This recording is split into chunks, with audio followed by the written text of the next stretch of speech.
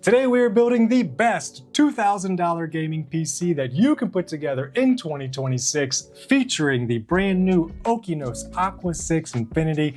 This is a beautiful case. Big thank you to Okinos for sending this out. More on that later, but for now, let's get right into the build. We of course picked up another combo deal from Micro Center, and this one came with the Asus TUF B650 motherboard, which comes with 3 PCIe expansion slots, 3 M.2 slots, one of them being Gen 5, a decent 11-stage 8+2+1 VRM design, and a healthy I/O. The combo deal came with the Ryzen 7 9800X3D. This was the best chip for gaming for at least a short amount of time. It has 8 cores, 16 threads, 98 megabytes of 3D cache, and a boost frequency of 5.2 gigahertz.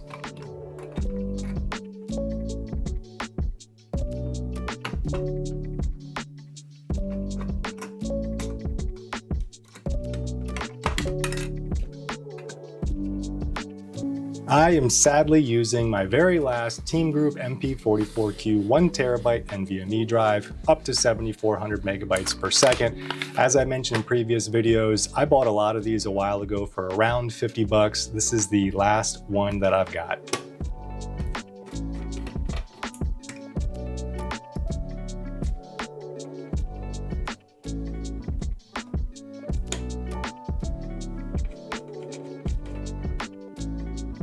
Now, I certainly didn't need to spend this much money on an AIO, but I just really like the look of this NZXT Kraken AIO. I think the pump looks really nice, and it's gonna look great in this build.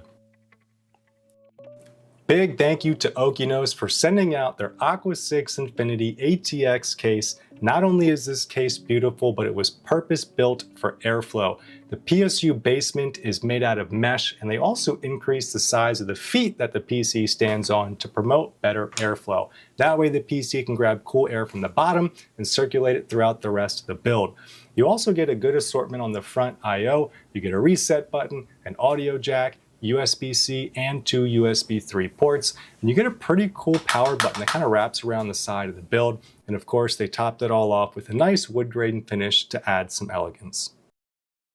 All right, so I have not installed the RAM yet, and that's because I need to do this, a mock fit. Right now, I just have the motherboard laying in the PC case. I took out the AIO and I have this kind of mock fit to figure out where I want this to go. There's no fans on here yet. I'm actually going to install 3 of these Infinity Blade fans from Okinos. They were kind enough to also send 3 more of those out. That way I could have matching fans on the AIO as well as in the case. So that's gonna look really good. And then once I have all this mocked up, I'll know exactly where I want all of my wires to go, and then we can get it installed. Let's go.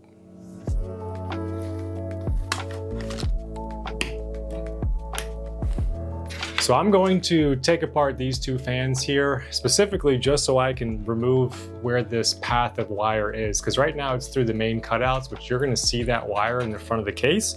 So I'm just gonna have it pop out the back of the fan right there, straight into the back of the case, so you don't see the wires coming through the cutouts here.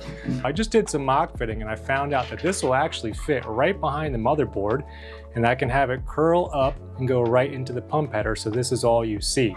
Now, I did some clearance checking, and there's plenty of room for this to fit behind the motherboard without it getting kinked at all. So I'm gonna go ahead and just use some blue painter's tape to tape this down where I want, as well as the fan wires and the front panel connectors. That way everything is nicely hidden behind the motherboard and gives us a clean look when it's all installed. All right, so motherboard is installed. We've got the fan back in. We have both of our EPS connectors properly ran behind the motherboard, as well as the wire for the fan. We removed the tape for the AIO wire, and it's gonna look really good just sitting right here plugged in. Now it is time to go ahead and get this radiator installed so we can move on to the rest of the build. And it is gonna sit just like that. All right, so now it's time to put down our own thermal paste, which you may have guessed we are using Kingpin Extreme. This is the best thermal paste on the market. I use it for every build over $1,000. This is a $2,000 build, so of course we're gonna use that.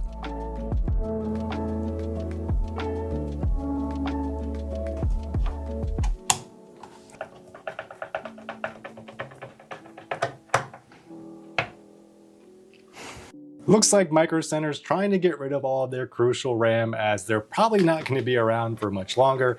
This kit isn't anything special. It's a standard 32 gig kit, DDR5, clocked at 6000 megahertz. This USB header that comes off with the AIO pump has these ugly wires, so we are going to heat shrink that real quick just to make sure it looks nice and clean inside the case.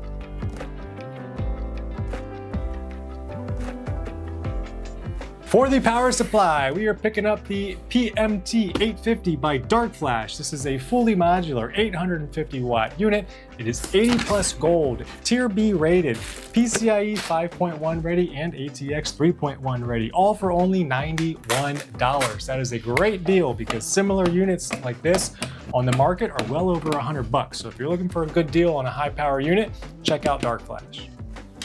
For the graphics card, we picked up the Asus 9070 XT. Now, of course, the CPU can handle a much stronger GPU, but we have a $2,000 price range, and this was the best card we could get for that budget.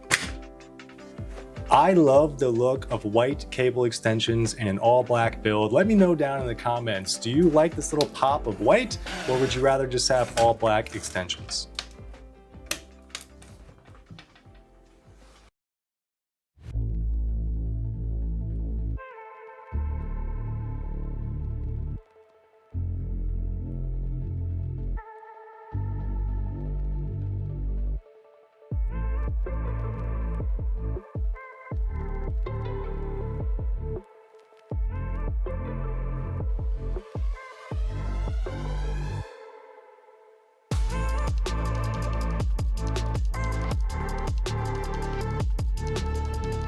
We got some crazy numbers out of this PC, starting with Forza Horizon 5 in 1080p. We got 364 FPS and a minimum of 294.7.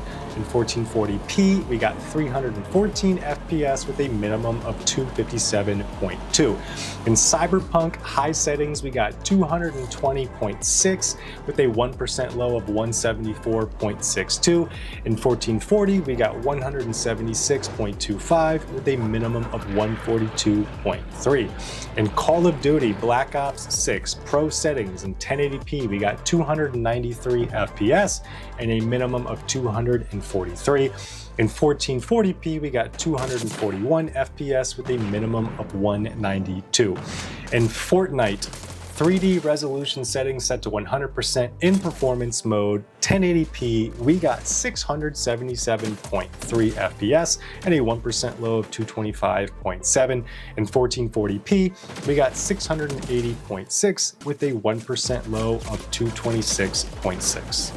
We spent a grand total of $1,818 building this PC. Now, of course, we got the case for free, and we also got a great deal on the M.2 because we bought it such a long time ago. Now, if you were to have spent the money on the case and a normal price on the M.2, you'd still be under that $2,000 price point.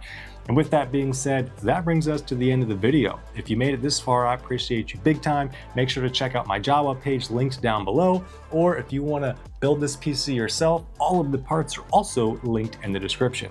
I will see y'all in the next one. Peace.